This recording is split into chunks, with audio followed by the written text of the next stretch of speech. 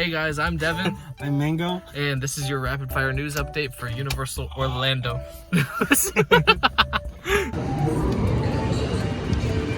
The sign looks amazing.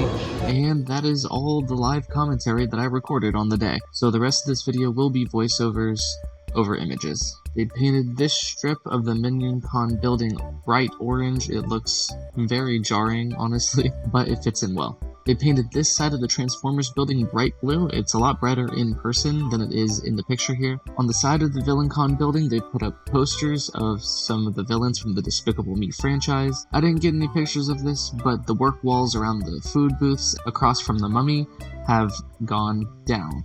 Also, work walls near the Men in Black bathrooms have also gone down. Over in Islands, Me Ship the Olive is still an extended refurbishment. It is expected to open sometime in April. In Marvel Superhero Island, a new food booth has appeared. It's bright green and fits in well with the comic-themed landscape. Also in Marvel, in the Spider-Man queue, they added a new statue of J. Jonah Jameson. Well, it's not new, it's actually returning. That about wraps up the Rapid Fire News Update for Universal Orlando. I hope you have enjoyed, and I will see you all in the next video. Goodbye.